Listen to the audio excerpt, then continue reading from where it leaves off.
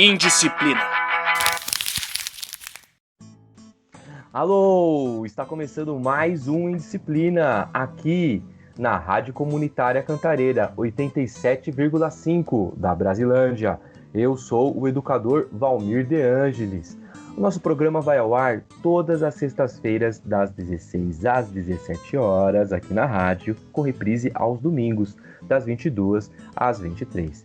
Estamos nos principais agregadores de podcast e no canal do YouTube do Cursinho Livre da Norte. Quer mandar uma dúvida, uma crítica, uma sugestão? Mande o seu e-mail para cursinholivredanorte@gmail.com. Repetindo, cursinholivredanorte@gmail.com. Hoje o Indisciplina tem a honra de convidar mais uma pessoa ilustre, mais um grande profissional, que é o Fagner, jornalista e professor, que vai conversar um pouco com a gente sobre tecnologia da informação e da comunicação. Seja muito bem-vindo, Fagner. Obrigado. Bom, Valmir, eu agradeço aqui o convite, agradeço a oportunidade de participar.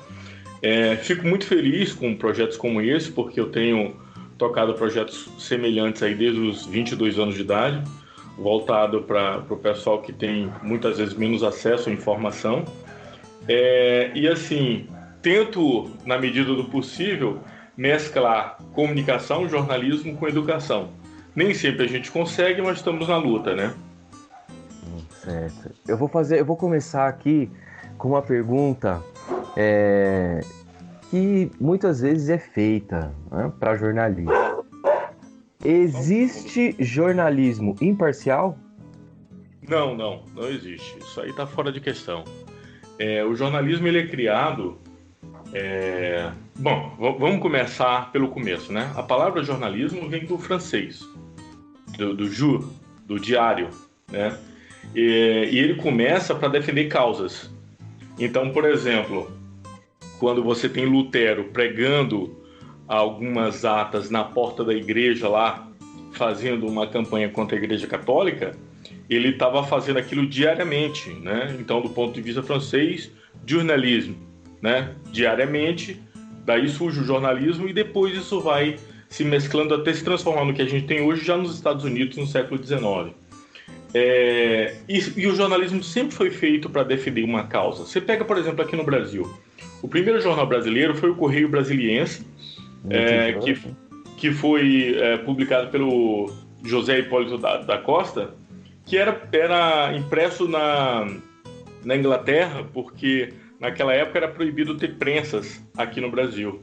E o jornal foi feito para combater a monarquia. Curiosamente, quando Dom João VI chega aqui em 1808, ele começa a financiar o José Hipólito da Costa e alguns meses depois o jornal deixa de existir. Então, respondendo a sua pergunta, não existe jornalismo imparcial. O que existe, na verdade, são vertentes e você escolhe a sua. O ideal é que você acompanhe todas, porque o que um omite, o outro escancara. E aí você tem uma noção do todo, né? Agora, imparcialidade é impossível. Não existe, né? Nem no discurso, né? Os discursos não existe o discurso original, né? São uma soma de discursos, depois de uma reflexão a gente consegue emitir uma opinião. Você acha que existe um mito sobre essa... A gente vê depois da eleição aí do Bolsonaro que existe uma obsessão por parte das pessoas sobre a mídia imparcial, né? Porque a mídia é imparcial, né? Você acredita que isso é um mito já na sociedade brasileira ou que é algo referente a extremistas políticos que, né, ficam dizendo essa falácia da mídia imparcial, né? Então, cara, eu acho que isso é reflexo da decadência educacional do Brasil. Eu acho que nós não temos uma tradição de ler jornais. Quando eu comento com alguém, sei lá, vou ali no mercadinho, né? Outro dia a moça perguntou, o senhor faz o que da vida? Eu sou jornalista. O senhor aparece na TV? A visão que as pessoas têm do jornalismo ainda é essa. Ninguém, assim, 80% eu diria mais, até 90% da população brasileira não lê jornal, tá? Então a visão que tem é do Jornal Nacional, é isso que eles acham que é jornalismo. Então nós não temos esse conhecimento e exatamente por não termos esse conhecimento fica muito mais fácil aceitar o discurso de marketing do partido X ou Y. certo? Então, veja que é curioso que, independente de quem esteja no poder, o discurso é sempre que essa mídia é golpista, que a mídia está tentando derrubar. E eu não estou dizendo que não existe isso, existe de fato as oposições e todo aquele maniqueísmo que a mídia tenta fazer. Isso de fato existe. Mas, como a gente ainda está num país livre, existe uma mídia de oposição que faz um trabalho que é inverso disso. E como eu falei, o ideal é que você acompanhe tudo para ter o panorama geral, né? O problema é que, como nós não temos informação de verdade, o nosso sistema educacional ele está de fato falido, eu não estou sendo dramático, o que acontece é que a gente não tem noção disso. Hoje em dia o WhatsApp se tornou uma ferramenta de comunicação muito mais poderosa do que a TV, o jornal ou o rádio, e as pessoas recebem corrente de WhatsApp e por si só acham que estão bem informadas. Porque não, isso aqui foi o doutor fulano que disse, né? Quer dizer, um cara que aparece de jaleco com um estetoscópio dizendo que é um médico e que eles acreditam. Sem falar que o médico, por definição, aproveitando aqui, entrando numa outra coisa que você nem perguntou, mas o médico, por definição, ele nem poderia falar a respeito de determinadas pesquisas, porque o médico atende consultório. Quem faz a pesquisa sobre vacina, remédio e tal, são os pesquisadores, pessoas já com mestrado e doutorado, que são em outra área. E eu, por exemplo, que sou leigo, né, eu não entendo nada de medicina, cabe a mim acreditar no que os especialistas dizem. Então, talvez muito mais um farmacêutico, né, o Fagner? Muito mais um farmacêutico, um biomédico do que um médico universitário, né? Perfeito.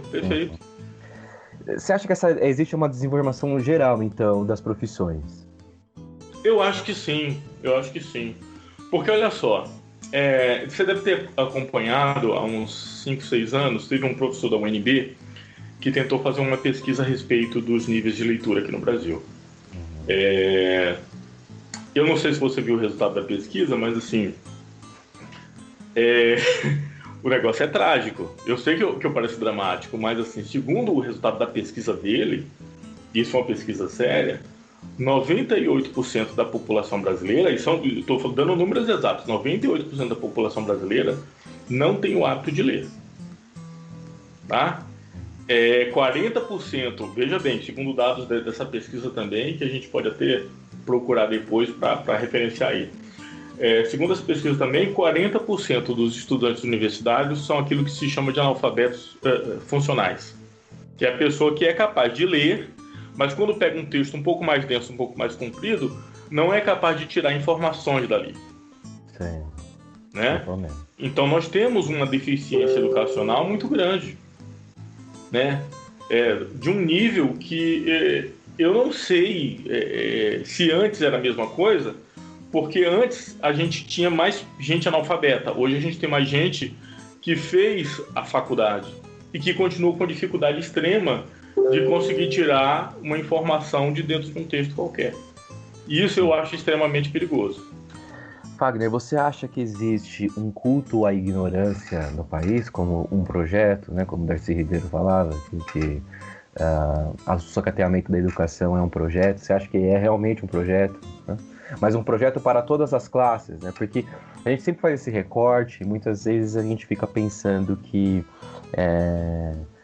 porque o filho do burguês que estuda numa faculdade paga, de ponta, ele não é assim, né?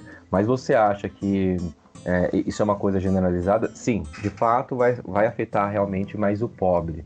Mas você acha que é um projeto geral de idiotização, de imbecilização? Cara, vamos lá. Eu aprendi jornalismo que quando a gente quer explicar bem uma coisa, a gente tem que contar uma historinha, né?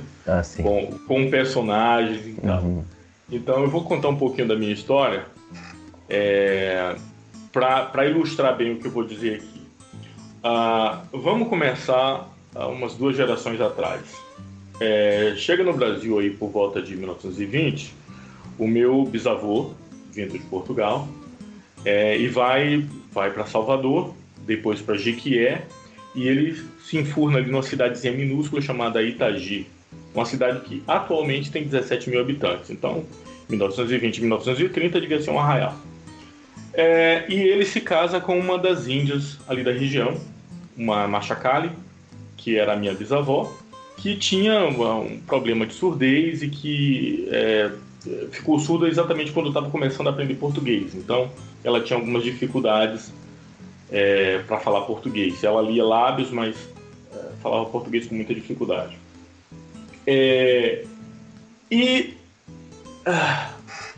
Meu bisavô morre por volta de 1963 e os filhos ficam ali meio que à toa, tentando se virar do jeito que podia. Tá? Tô dando esse contexto para, de novo, explicar melhor isso aí que você estava falando.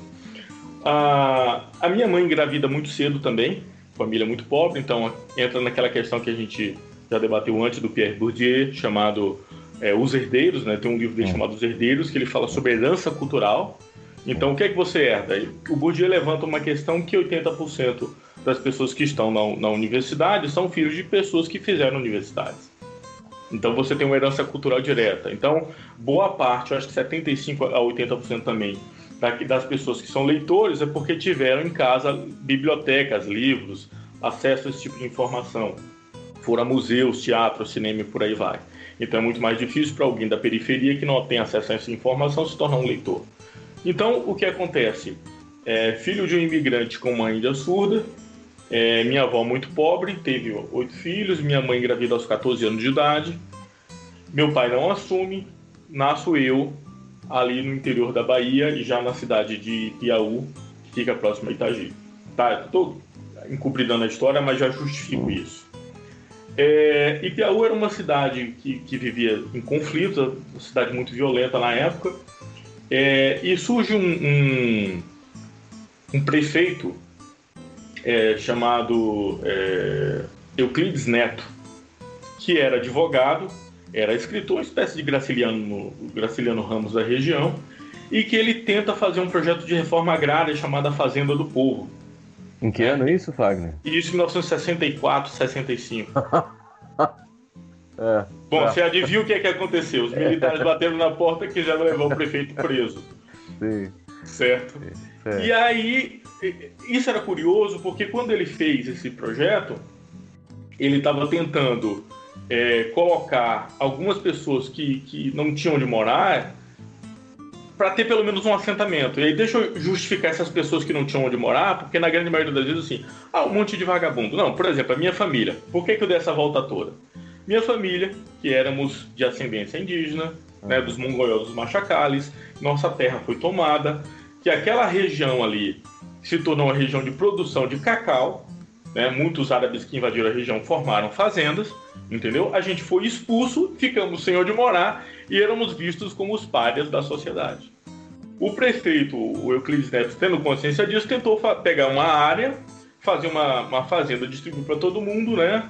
Cada um com o seu lote, e chamou de Fazenda do Povo. Os militares caíram para cima e foi aquela confusão. Resultado, o projeto não vingou, né? Aí, olha só, já em 1984, eu tinha ali por volta de 4 ou 5 anos de idade, a gente morava num barracão, numa área chamada, até hoje chamada de invasão, tá? Porque essa foi uma área que o próprio prefeito, esse dito prefeito, porque ele se reelegeu mais algumas vezes, ele fez com que a turma invadisse uma região para que tivesse onde morar. Minha avó fez um barracão, minha mãe, como era mãe solteira, foi para o Rio de Janeiro trabalhar para mandar dinheiro das despesas. Eu morava com minha avó nesse barracão. E aí a gente, minha avó e eu, fomos para um comício, porque haveria eleições logo em breve, e fomos assistir um desses comícios lá e minha avó discutiu com um candidato a prefeito. Voltamos para casa, o sistema meio tenso, passou alguns dias, estava lá no barracão, alguém bateu a porta, era umas 7, 8 da noite, eu fui abrir, minha avó passou na frente, quando ela puxou a porta, um facão desceu no seu pulso e rasgou. Lembro do sangue voando na minha cara, sujando a minha camisa, eu gritei desesperado. O cara, eu não sei se por susto, porque tinha uma criança ali, por medo, o que é que aconteceu, ele saiu correndo, desceu a ladeira correndo. Minha avó caiu, sangrando muito, eu fui chamar alguns vizinhos para darem uma ajuda naquela situação, né? Uma tia minha que estava longe foi chegando, o pessoal procurou um carro para levar ao hospital e tal. Dias depois a gente ficou sabendo que o prefeito, o candidato a prefeito em questão, né, que era oposição daquele outro prefeito, havia literalmente mandado matar a minha avó. Inclusive, esse prefeito foi eleito na cidade. E, enfim, contei essa história longa para te dizer, veja bem, é muito simplista, às vezes, quando a gente fala de teorias estando de fora. Sim. É muito diferente quando você vive isso na pele. Sim.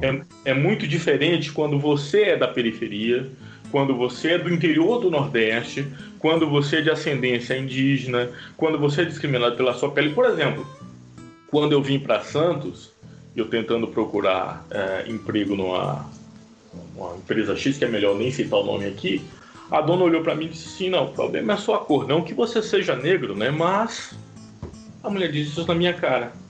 Então, assim, o que é que eu faço diante disso? Porque estava ela e eu, não tinha um gravador ali para poder provar que ela de fato havia dito aquilo.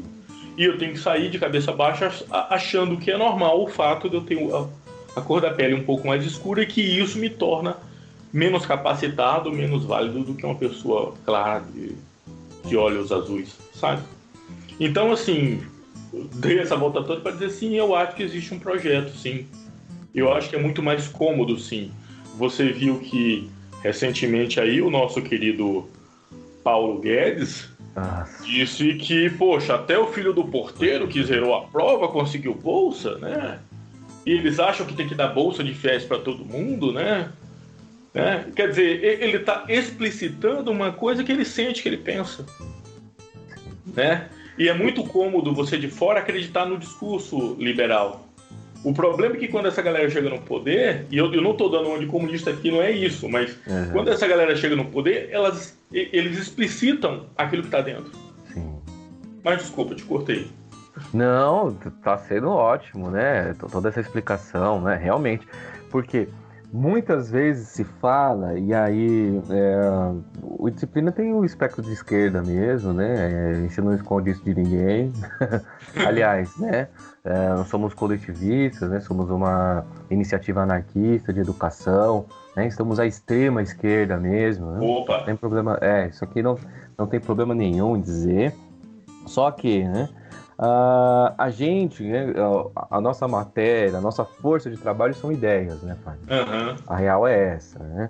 Enquanto se fala muito no aspecto da direita de você ter o que comer, ter o que... Às vezes eu acho que a esquerda se perde um pouco na idealização de uma sociedade justa e igualitária e que todo mundo é lindo e maravilhoso. Não é, né? A gente tem uma hiperestrutura, com uma desigualdade social tremenda, racial, machista, né, patriarcal, enfim. Mas aí, sem floreios. Então eu acho que a gente aqui no Disciplina, a gente não tem floreios para falar sobre as coisas.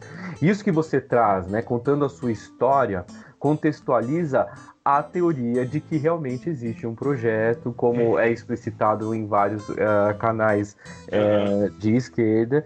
E uma coisa que a gente fala aqui muito de Disciplina é que a gente não paga pau pra burguês, né? Por quê? Porque senão a gente vai ficar falando de teorias aqui. O Silvio Almeida... Não que o Silvio Almeida não seja um cara fantástico, né? Mas a gente não vai ficar nesta masturbação mental de dizendo que porque isso e aquilo. Não. É trazendo realmente a realidade das coisas como elas são, né? A realidade o mundo é a totalidade dos fatos e não das coisas, como diz o Wittgenstein. E é isso mesmo, né?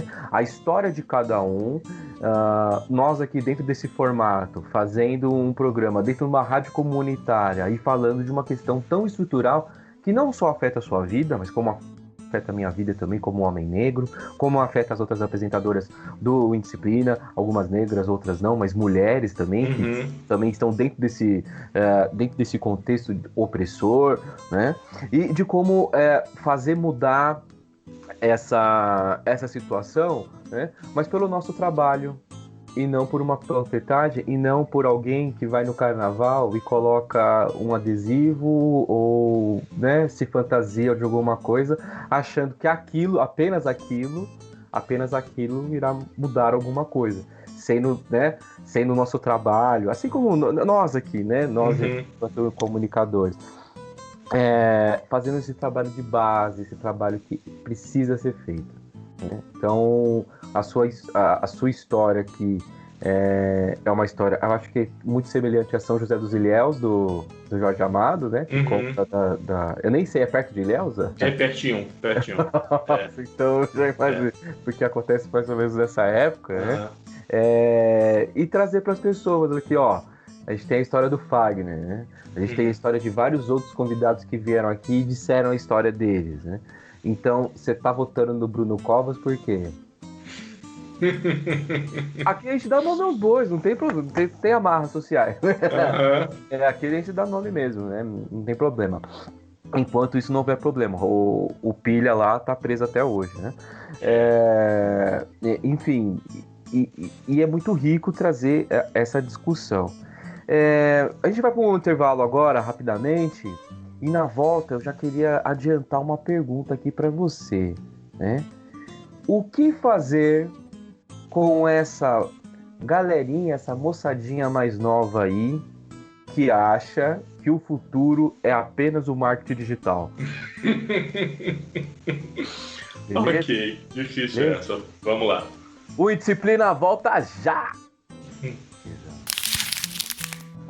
E aproveitando essa entrevista aí do nosso professor, doutor Fagner, vamos colocar uma música motivacional hoje aqui no Disciplina. Aproveite. Um sonho não se pode destruir, da banda Flix em Disciplina.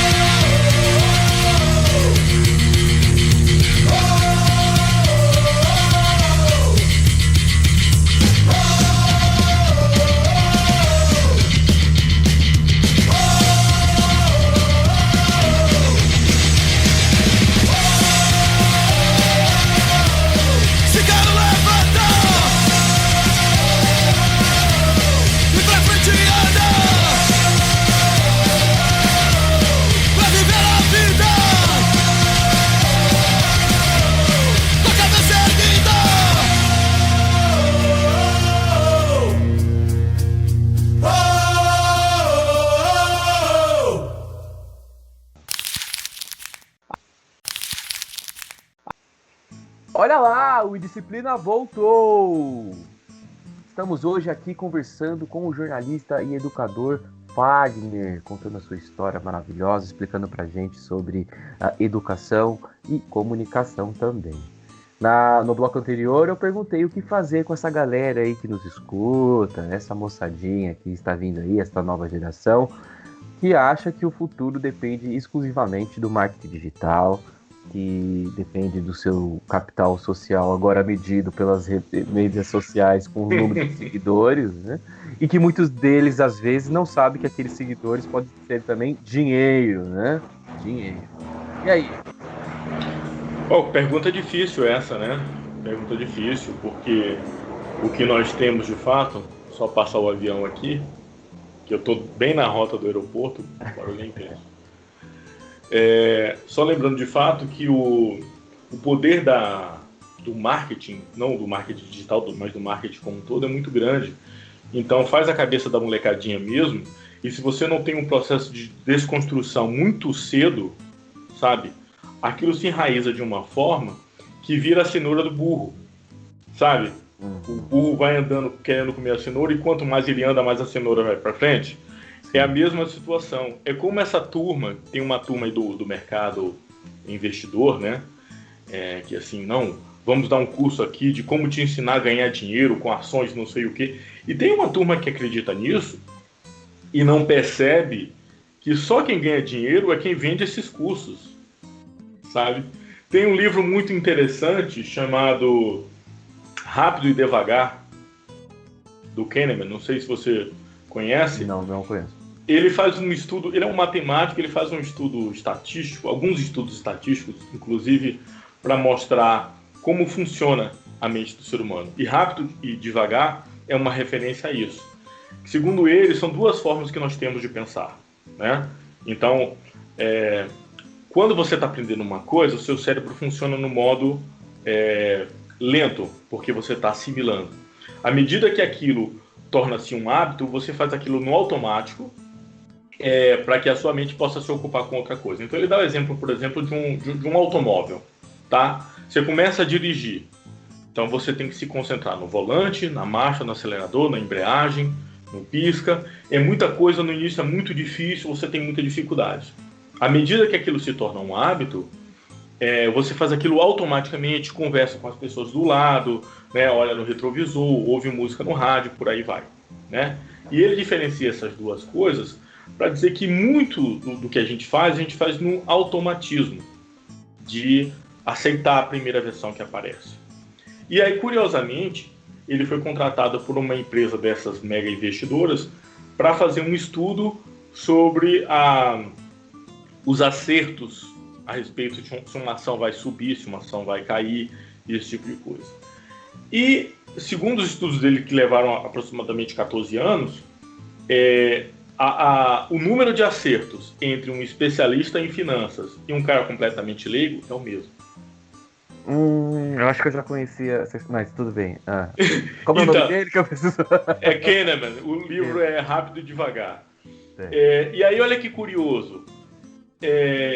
Se um leigo falando e um especialista falando é a mesma coisa, por que eu vou acreditar no especialista? Porque, na verdade, isso é uma grande ilusão que te vendem. Qual é a ilusão? A ilusão de que você pode ficar rico fazendo investimentos na Bolsa de Valores. Você até pode, mas seria apenas uma questão de sorte. Não existe, de fato, uma ciência por trás, porque é tudo muito variável. Então, no marketing digital, por exemplo, voltando para a pergunta inicial, não é muito diferente. Algumas pessoas podem, de fato, como influencers, né, influenciadores, conseguir alguma coisa. O Felipe Neto, por exemplo, e outros aí que fazem tanto sucesso. Agora, o mesmo é válido, por exemplo, para o futebol. Lembra que, nossa época de moleque, as crianças queriam ser jogadores de futebol? A pergunta é, quantos Neymares existem? Existe um Neymar. Quantos outros jogadores, vivendo na miséria, ganhando menos que um salário mínimo, pegando ônibus lotado às 5 da manhã para ir treinar, existem?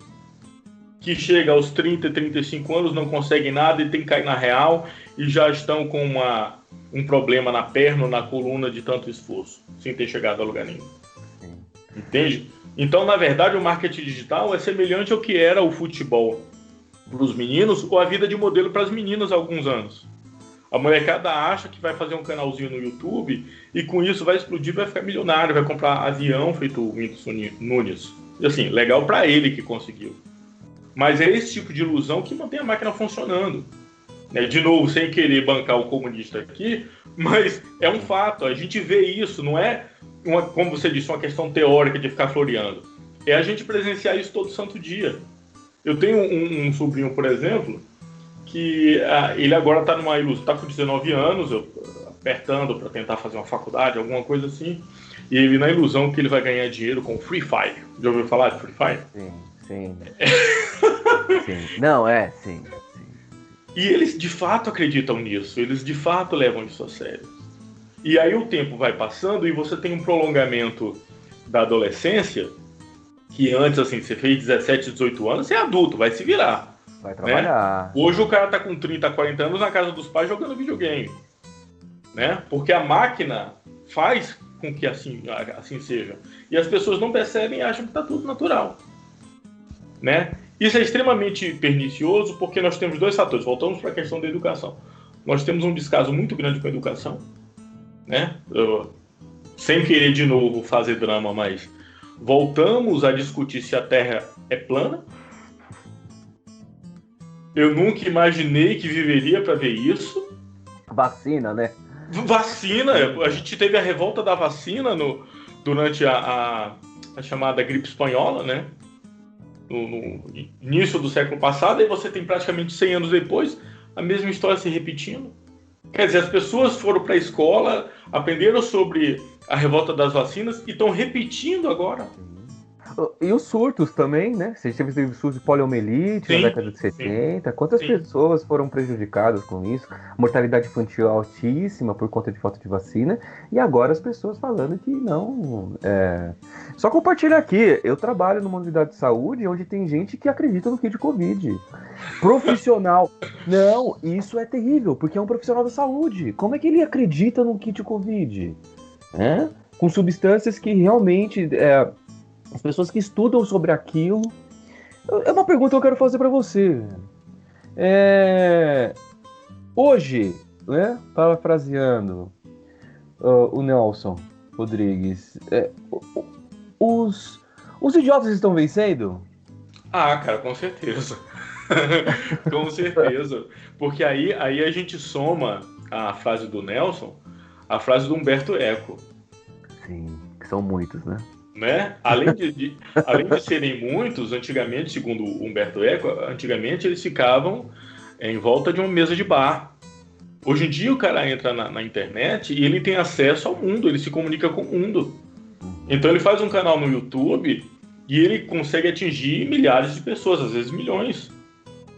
E aí você tem grupos de idiotas que antes estavam separados e que agora sentem tem um sentido de unidade, de pertencimento. E essa força do pertencimento, ela é muito poderosa, cara. Porque, assim, você acha que você faz parte... É tipo time de futebol, sabe? Sim. O Freud tem um livro sobre isso, né, Fagner? Psicologia das Massas e Análise do Eu. Exato.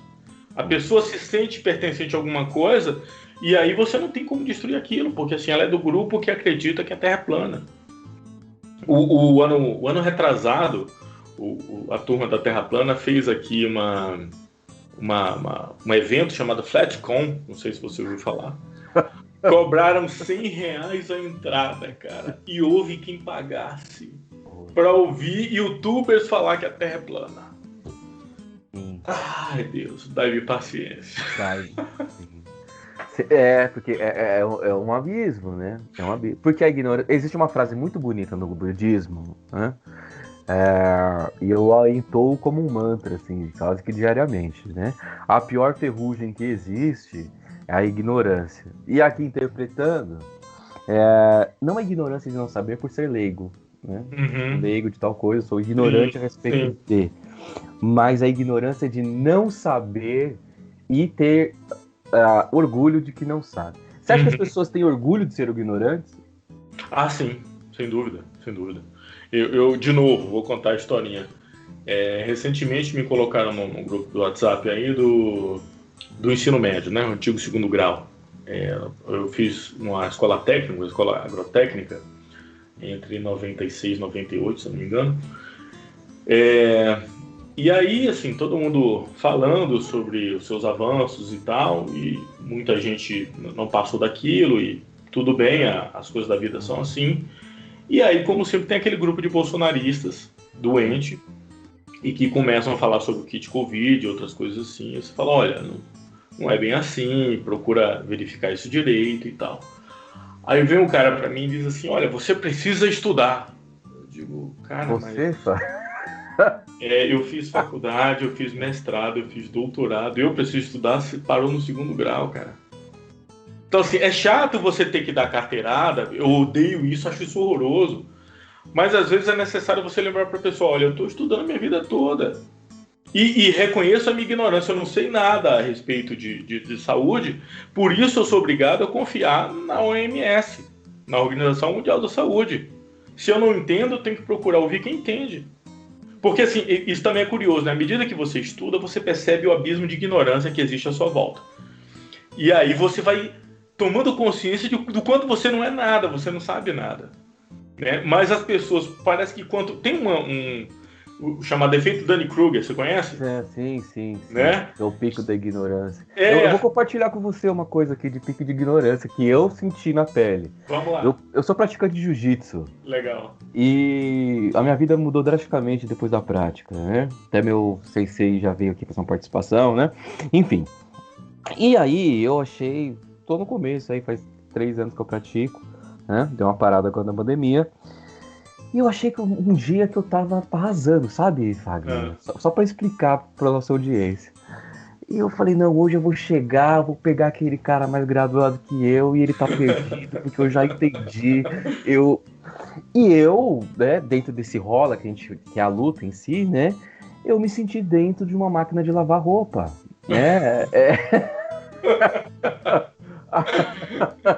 E aí eu caí fisicamente, o que é pior, né, do que quando você cai a ficha mental, mas a física é pior, que eu não sabia nada mesmo, que eu era um ignorante, que a minha ignorância era constrangedora, que doía em mim, o meu braço doía, eu tava com o pescoço, o queixo plantado no peito e o meu braço do outro lado, tomando uma omoplata, que é um golpe terrível de se tomar.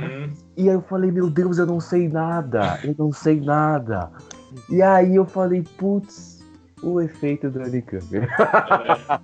Isso mesmo. E eu acho que, agora acho que eu expliquei assim, né? Mas eu acho que mentalmente isso demora mais por ser uma questão de crença, será? Com certeza. Tem um livro do John Gray. Tem alguns livros do John Gray que eu gosto muito, mas tem um especial chamado Missa Negra. Não sei se você conhece. O John Gray é um filósofo britânico e ele é um cara famoso por bater tanto na direita quanto na esquerda. Mas ele bate com força nos dois. E não é que ele é isentão, não. Ele bate com propriedade. E ele mostra o seguinte, aquela crítica que se fez anteriormente da esquerda muitas vezes querer viver uma utopia, embelezar as coisas de forma que elas não são. O John Gray levanta a seguinte questão, olha, nós temos, a partir do maniqueísmo, uma crença de que o mundo é dividido entre bem e mal, e de que haverá uma luta entre essas duas forças e que no final o bem vencerá e o mundo será de paz, não haverá mais sofrimento e blá blá blá. Né? Isso aí dominou o cristianismo durante todo o tempo, acho que até hoje o cristianismo espera o apocalipse, né? A revelação que virá, a volta de Jesus, essa coisa toda. Tem o movimento do sebastianismo em Portugal.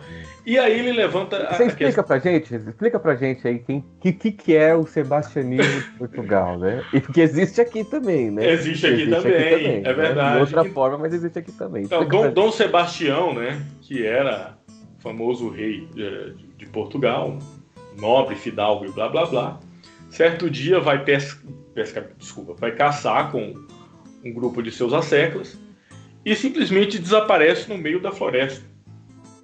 E passou 1 mês, 2 meses, 3 meses e o rei não voltava. E aí começou a surgir um grupo de pessoas, não se preocupa que o rei vai voltar.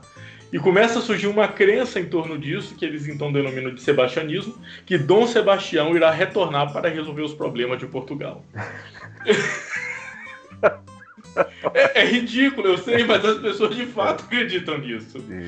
Né? Aqui no Brasil aconteceu, por exemplo, a Guerra de Canudos, porque o Antônio Conselheiros tinha uma visão sebastianista, né? Dom Sebastião iria voltar para restituir a monarquia, porque a república havia sido proclamada e o conselheiro não aceitava de jeito nenhum a república no Brasil.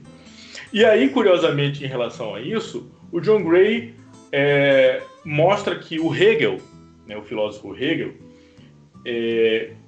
você deve conhecer a estrutura que ele compõe o discurso, que ele diz que o discurso é composto de tese, antítese e síntese.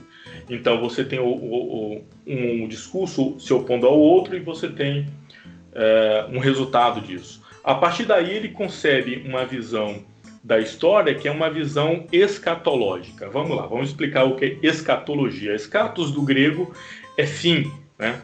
Então escatologia é a ideia da finalidade das coisas, tá? Quando você começa a enxergar a história com um fim escatológico, você começa a acreditar que as coisas acontecem porque precisa acontecer assim para que a gente chegue num determinado ponto. Então, Marx se apodera um pouco do discurso hegeliano, né? E, em parte, utiliza isso para agitar as massas realmente lá no Manifesto Comunista e dá a entender, de certa forma, que a história teria um fim, porque ele diz que o capitalismo é apenas uma fase para o socialismo e o socialismo seria uma etapa para o comunismo. Então a galera interpreta isso de modo literal e não de forma metafórica, como imagino que Marx pensava, e começa a achar, não, tudo isso é uma fase para que a gente chegue a um ponto em que tudo será paz, não haverá sofrimento, nem violência, nem fome. E aí o John Gray diz, olha, mas isso aí é a mesma concepção do cristianismo, só que você retira Deus da jogada. E você passa o paraíso celeste para uma existência terrena. Quando você vê isso do lado do liberalismo, não é muito diferente. O Adam Smith, na Riqueza das Nações, vem falar da mão invisível que controla o mundo e o mercado. Como se fosse algo sobrenatural, né? Como exatamente. Se fosse várias pessoas manipulando o mercado, né? Você tem já em 1920 e 1930 autores como Althusser e Thompson que vêm dizer, olha gente, eu acho que vocês entenderam mal o marxismo, não é bem isso. E começam a explicar que a estrutura é um pouco mais complexa. O Bakunin, perdão, né? Sim. Mas o Bakunin, ele vai, em Deus e o Estado, ele vai criticar exatamente isso. A essas estruturas de poder. Não que o anarquismo não tem seus problemas, né? Porque, né? Eu dou um passo, ela dá dois passos, né? E assim o Eduardo Galeano fala, a utopia, né? Que eu continuo sonhando. Mas o Bakunin vai falar sobre essa potência do Estado, de falar que é o provedor de tudo, né? E quando a gente sabe o que é o Estado, né? Na real. E é dessa influência de Deus como o grande salvador, onisciente, onipresente, e que, na verdade, a gente tem que se apegar a Deus, a ideia de Deus. Eu tô sendo um pouco ateu aqui, né? Sim, tudo bem. Eu também sou. Não, eu não sou, mas eu tô sendo... Ok. Eu acho que isso é um debate importante também, sabe, Fábio? As pessoas podem ter sua religião, porque isso faz parte da natureza humana. Sim. Mas enquanto falamos de ciência, disso... Esquece, né? Esquece. Eu acho que tem que saber separar as coisas. Não dá pra eu conversar. Eu sou religioso, sou bem religioso, inclusive, né? Eu sou de candomblé, então, né, tem uma coisa muito forte. Mas eu acho que o estudo, e também, acho que é um ponto de debate aqui também pra gente, é da gente, essa desvencialização, tanto dessa ideia utópica de que a sociedade vai ser algo bonito, seja em qual regime for, qual sistema for, seja socialista, comunista ou capitalista, e também dessa ideia da divindade reger a moralidade. A ética está muito em voga, né? Mas a moralidade das pessoas como uma regra, né? Enfim, você acha que essas utopias continuam manipulando as massas e continuarão por tempo indeterminado? Acho que sim. Acho que sim, porque isso é da natureza humana. A nossa necessidade de acreditar é muito forte. Veja que, muito recentemente, como a gente falou, houve o retorno da crença na Terra plana, houve o retorno da descrença na vacina. A gente tem agora, recentemente, a volta do surto de sarampo, que não acontecia há mais de 30 anos, porque as pessoas não querem mais vacinar os filhos. Isso tudo faz parte de crenças, sim. E como você falou, se você não sabe separar sua crença da ciência, a situação fica muito complicada. Porque a gente muito facilmente cai nos engodos. Esses movimentos da molecada que acredita no marketing digital, ou no mercado de ações, sabe? Ou no Paulo Guedes, sabe? É tudo crença, né? E você não consegue discutir com essas pessoas porque eles são fanáticos religiosos, e para um fanático religioso não adianta você apresentar argumentos. O que importa é aquilo que ele acredita. E como isso está na Constituição humana, o máximo que a gente pode fazer é tentar minimizar o estrago, e esse estrago só é minimizado quando a gente tem acesso à educação. Sim. Né? Não quer dizer que a gente vai se livrar de vez, mas a gente minimiza o estrago que essas crenças fazem. Né? Por exemplo, falando ainda da minha ascendência indígena, minha avó tinha uma série de crenças e que eu levava tudo aquilo muito a sério, dos espíritos da floresta, e me assustava com aqueles rituais, com todas aquelas coisas. E à medida que eu fui estudando, aquilo para mim começou a não ser mais tão assustador, tão agressivo. E aí eu comecei a ver que aquilo que ela estava sentindo ali, ao invés de ser curada apenas com um ritual, não que eu fosse impedi-la de fazer o ritual, mas que era importante também levá-la ao médico, entendeu? Mesmo que ela continuasse com o ritual dela. Então, quando a gente começa a separar as coisas, não é que a gente não vai cometer erro, continuamos cometendo erros, mas a gente minimiza esse estrago. E eu acho que esse tem que ser o nosso norte, né? Sim. E é engraçado também você falar dos rituais, né, indígenas, assim. Mas quanto conhecimento existe com os indígenas que a alopatia tradicional não consegue, né? Ai, tô com uma dor aqui, pega uma planta X, que você não sabe o que é, e você tomou e tá bem, né? Existe um livro, o Pierre Berger, chamado Euê, que quer dizer folha. Ali tem uns chás poderosíssimos, assim, né? Ele vai falar de um contexto religioso, mas basta se fazer um estudo, como existem várias plantas ali, que são cientificamente comprovadas para o tratamento de algumas enfermidades. Sim, existe. Sim. E aí você toma e beleza. Né? Existe contexto religioso, mas é um saber, né? Sim, sim. Agora, para fechar aqui, né, o nosso encontro, infelizmente, né, que essa nossa... Passou rápido, hein? Passou rápido, né? Ser educador no Brasil é um ato de coragem?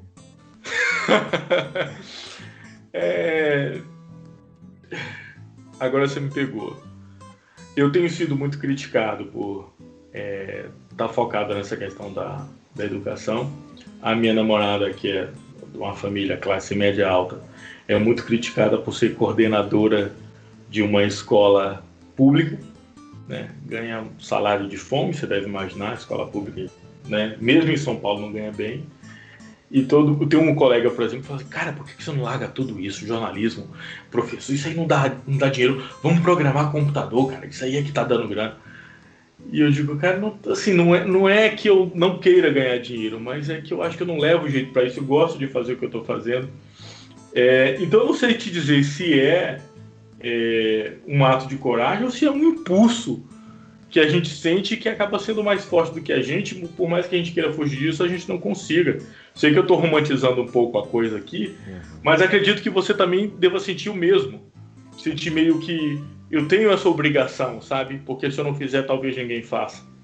E de novo, sei que eu estou romantizando e vendo a gente como seres especiais né? E que nem somos, mas de qualquer forma, como ninguém faz, a gente vai lá para fazer. Então talvez tenha um pouco de coragem sim, mas eu acho que é muito mais uma questão de impulso. E talvez esse impulso tenha relação com o que a gente discutiu até agora, que é a questão da crença. Talvez no fundo a gente também acredite num mundo melhor e por isso a gente continua lutando. Exatamente, né? Lutando. Porque é uma luta. Eu tive uma transição de carreira, Fagner. Eu fazia barba, cortava o cabelo e falava de futebol de segunda a sexta, e eu detesto futebol para manter o emprego. É isso mesmo. Eu pergunto muito isso para os educadores daqui, porque não só pelo dinheiro, né, Fagner? Não é só pelo dinheiro. Não, de forma alguma. Não é só pelos 20 centavos. Né? Toda a condição de trabalho. Toda a condição de trabalho. Fagner, muito obrigado por ter participado da disciplina. Foi incrível essa conversa. riquíssimo, né? Espero que a nossa audiência tenha gostado e que essa parceria nossa aí dure bastante tempo, que você volte a vir aqui fazer trabalhos com a gente também. Valeu? Vamos combinar. Valeu.